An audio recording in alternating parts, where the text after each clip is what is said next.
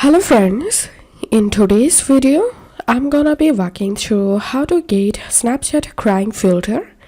So first of all, you'll need to update your Snapchat app. To do that, go to your Play Store and search here Snapchat.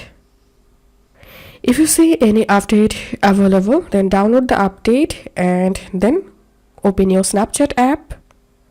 And to get the crying filter, click on this explore icon and search here crying. And from this list, you have to select the filter which one comes from Snapchat.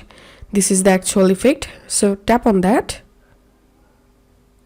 And now you can hold the filter icon to record a video with this crying filter. So that's how you can do it.